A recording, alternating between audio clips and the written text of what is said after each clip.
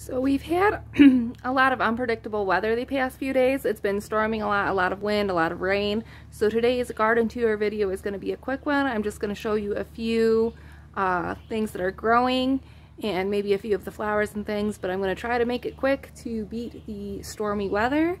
Again, if you're enjoying these videos, please hit subscribe and hit like. If you have any advice or any ideas or questions, please feel to leave them in the comments below. Thank you.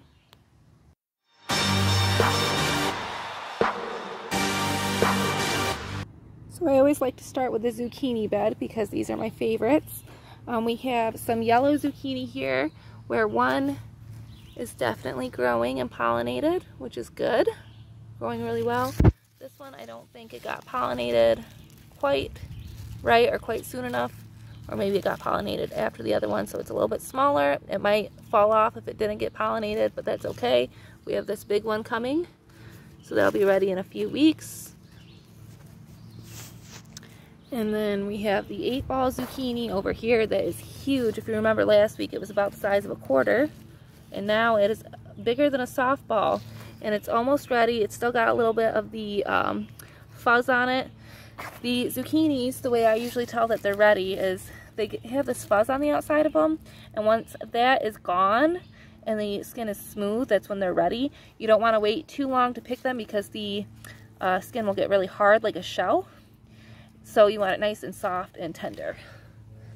So let's look at some of our other zucchini plants real quick. These are all getting buds on them, so we'll have lots of fruit on these soon. Oh, everything's looking good.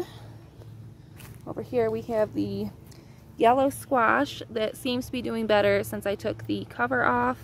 Again, I was having issues with, let me adjust my, I was having issues with the white powdery mildew in here, but it seems to be clearing up. I did order some neem oil to help further get rid of that, because that's one thing that works really well with the white powdery mildew. I try to avoid using any types of sprays. I try to handle things as naturally as I can, but sometimes you just need a little bit of help with stuff. Over here our beans are doing really well. The other day we had a bad windstorm that had hail, so I was worried about some stuff being knocked down, but everything seems to be doing really good. Look how cool this looks, how it vines up on there like that. Isn't that neat? And they're all getting really tall. I found a couple of buds on one of these yesterday, but I'm not sure where it was at. So we'll be getting beans on these soon. You can see that it's starting to get, they're all starting to get little flowers on them. Oh, there it is. So that's probably gonna be my first bean. And yeah, hopefully lots of beans soon. Gonna be eating lots of green bean casserole and whatnot. The watermelon bed and the sunflower bed. The sunflowers are getting really huge. These are about, standing in the bed, they're about 2 to 3 feet tall so far, each of them. So those are getting nice and big. And the watermelons, we probably won't have any ready until like August, but we are getting some little buds on here, so that's a good sign. We have the cucumber bed over here. And as you can see, I have a nice big cucumber coming. This is a slicer cucumber. Some of the earlier cucumbers curl up like this. This can be from not having enough water, or it can be just from pollination, or sometimes just the first few that come are a little bit curly, and that's okay, it happens. But I'm really excited about that one. More cucumbers over here. Let's look, see if we have any growing. I had one that I had pollinated over here, but yeah, it looks like it didn't take. And that'll happen even if you hand pollinate them. Sometimes it doesn't work out. For me, I usually have a lot of good luck with hand pollinating, but it's life. But hopefully some of these here soon will have cucumbers coming on them. I did have to chase a chipmunk out of here the other day. We have a chipmunk that lives in our yard, and we like to keep him around because, you know, he has the right to exist, but he also likes to eat some of our veggies sometimes. The lettuce is doing really well. Again, we have kale over here that was having some trouble because of You can see where it has holes in it. That's from mites. And I did spread some marigold seeds to try to repel those a little bit. I'm going to have to do that again soon. We have the red salad bowl lettuce, and we have the Swiss chard. We have a dandelion in here. And dandelions are actually edible, but we don't eat those. We would if we needed to, but we don't need to. So that's all that stuff. Romaine, as usual, is doing really great. Nick is loving being able to come out here and pick some romaine and put it right on his salad. So it's doing really good. More Swiss chard, which I'm going to harvest soon and put into some salad. Over here we have our tomato bed. Everything's looking nice and healthy. We got our marigolds in there. We got our pumpkins that are starting to get blossoms on them, but no female blossoms yet. So we can just pluck these off.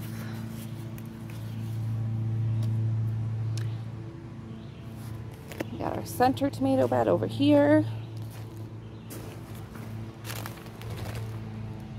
Everything's looking good. I gotta get in here and do some weeding soon. But everything's looking good. Our pumpkins are looking good. This one has a little bit of the white powdery mildew on it too. It probably spread, white powdery mildew can spread through the air, so it probably spread from the bed next to it. I do gotta get the covers off these soon, but those ones are open enough that that wouldn't cause mildew. Here we have, this pumpkin seems to be struggling a little bit. I think it might be getting too much water from the spout here. But we'll see how it does. I put it here to see how it would do in this spot. If it doesn't do well, then I know not to plant pumpkins there. We got our grapes. Nice and good. Over here we have our strawberries, and these are the ones that I showed you guys how to pollinate the other day. And as you can see, it worked. So lots of strawberries coming. And I have been having to chase the little chippy monk away from these. What I've been doing, because I figured out that he was lifting these covers up. So what I've been doing is I've been kind of tucking them under the fence to where he can't pull them up. So hopefully that keeps him out of there. Because he got underneath this one and ate all the ones that I had pollinated over here. And he's been getting plenty of food from my strawberries, but I haven't. So we have our wild bed that has the cone flowers coming on it. Again, I'm just going to do a quick walkthrough today because I don't want to get rained on. Our hostas, they have buds coming on them. The grapes. And then whatever this is, I still haven't identified it yet. It's a type of wildflower. I know that because I see it growing other places down on the outlet trail and on our embankment. And I'm glad I left it here, even though a lot of people think wildflowers are weeds. This is really pretty. Like, why would I want to get rid of that? It looks just as good as any other type of flower. So my clematis, that still hasn't blossomed yet.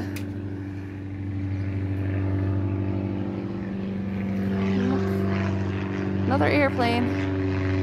Perks of living next to an airport.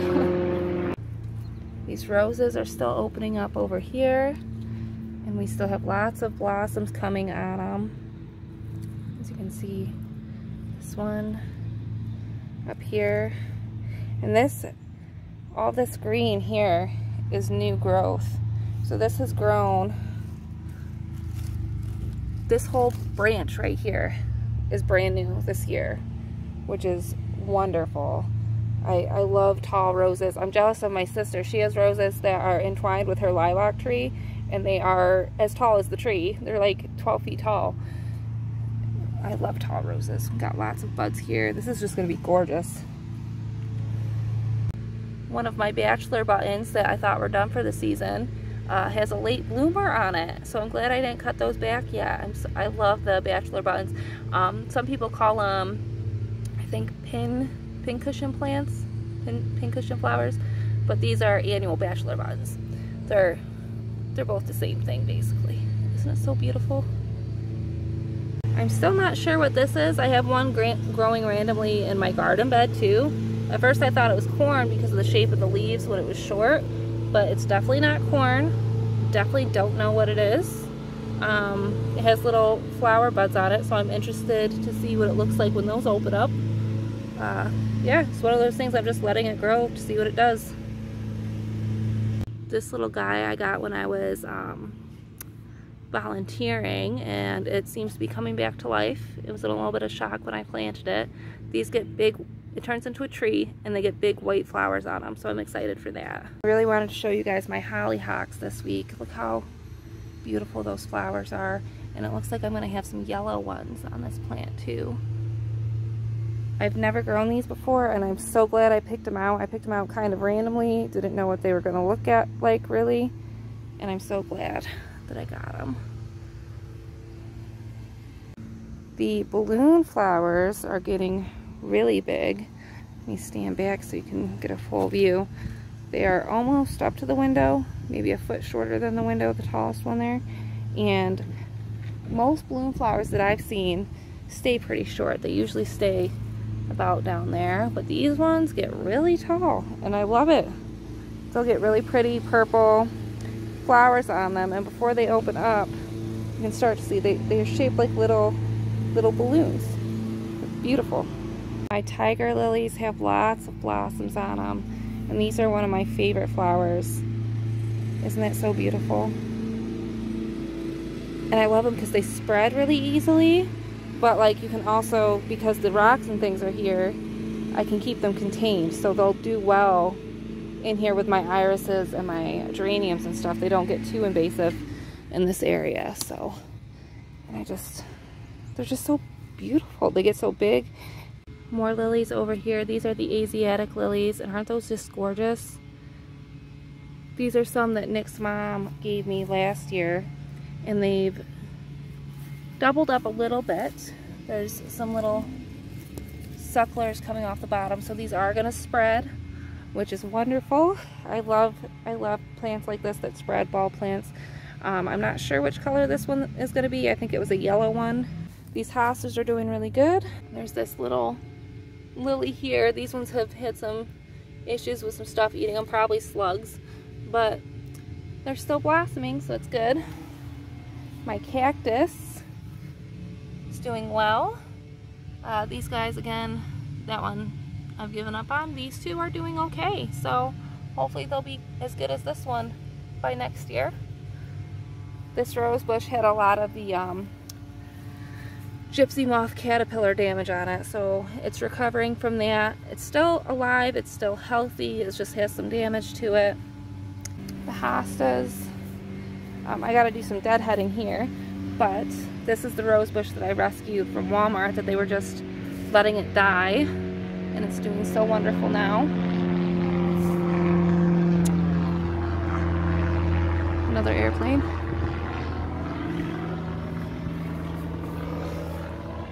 More sunflowers here. This lily that is done.